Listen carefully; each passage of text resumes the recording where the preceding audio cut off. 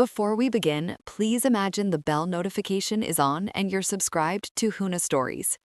I remember thinking how strange it felt to be surrounded by so many people and still feel like a guest in my own life. 300 chairs, white flowers everywhere, soft music floating through a room that looked like something my daughter once cut from a magazine when she was 12. Back then, she kept a folder labeled Someday. I used to smile at it, never quite believing I'd see any of it for real. Yet there I was, sitting near the edge of the hall, hands folded neatly in my lap, watching her move between tables like light had chosen a human shape. She looked happy. That should have been enough. But happiness, I've learned, has layers. Pride can sit beside exhaustion, love beside an ache you can't fully explain. I had raised her alone for 23 years. Alone, not in the dramatic sense, just in the daily one. Schedules, fevers, bills, parent-teacher meetings, broken appliances, quiet nights where decisions echoed because there was no one to absorb them. People admire single parents, in theory. In practice, they mostly forget you're there. I was used to that. Her husband's family occupied the center tables, confident, loud, comfortable in the spotlight. They had the ease of people who had always belonged in rooms like this. His father especially seemed built from that kind of certainty. He had a voice meant for audiences. The speeches began after dinner. Warm words, polished jokes, the usual rituals of gratitude. I listened with the same soft smile I'd worn all evening, nodding when appropriate, clapping when required. My daughter caught my eye once and beamed. I felt something steady inside my chest. Then he stood, the father-in-law. He was charismatic, I'll give him that. The kind of man who believed charm was the same thing as kindness. He spoke confidently, effortlessly. The room leaned toward him. He praised his son, praised the bride, praised the joining of families. Then his tone shifted subtly, playfully. And of course, he said, smiling, we must acknowledge the incredible strength of raising a child alone. A few polite nods, some sympathetic murmurs. He turned slightly toward my table. I can't imagine how difficult it must be, he continued, doing everything by yourself. Though, he chuckled lightly, perhaps it explains why our dear bride is so independent. Soft laughter scattered through the room. My daughter's smile tightened. He kept going. But truly, we are grateful she now has a complete family.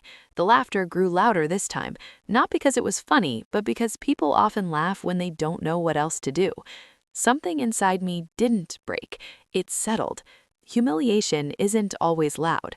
Sometimes it arrives like a quiet rearrangement of air.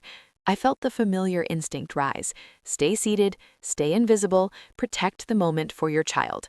I had swallowed worse things. But then I saw my daughter's face, not angry, not embarrassed, hurt, that small, almost imperceptible flicker, the one only a parent would notice. Silence expanded around me, thick and slow. My heartbeat was oddly calm. Years of restraint have a way of training the body. I stood, no dramatic movement, no scraping chair, just a simple, deliberate rise. The room noticed in stages. Conversations faded. Louder died mid-breath. The father-in-law paused, his smile lingering a second too long as he recalibrated. I didn't rush, didn't glare. When I spoke, my voice surprised even me. Do you even know who I am? It wasn't anger that filled the room. It was confusion. He blinked, still holding the microphone. I'm not asking as her mother, I said gently. A ripple of unease moved through the guests. I'm asking as the person who approved the acquisition of your company last year. The shift was immediate, not emotional, structural. Recognition is a physical event. I watched it travel across his face. Disbelief first, then calculation, then the unmistakable draining of certainty. His posture altered almost imperceptibly, but enough. Confidence doesn't vanish dramatically. It leaks. Whispers began. Chairs creaked. Someone near the front inhaled sharply. I had never mentioned my position to them. It had never seemed relevant. My daughter knew, of course, but she wore my career the way she wore everything else about me, without spectacle. I didn't think it necessary to introduce myself formally. I continued, still calm. Tonight was about them. The microphone lowered slowly in his hand. I raised my daughter alone, I said, not because I lacked options, but because life required choices. No applause, no gasps, just silence, dense, uncomfortable, real. I hope, I added softly, we can all be careful with humor. I sat back down. The speeches ended shortly after. The rest of the evening continued, though something invisible had shifted. The father-in-law became noticeably quieter, beleaguered. People avoided my table with exaggerated courtesy. My daughter found me later near the exit. She didn't say much, she just held my hand. There was no triumph in me, no satisfaction, only a steady, familiar feeling. Dignity restored, not through dominance, but through clarity. Some tensions don't dissolve, they simply change shape.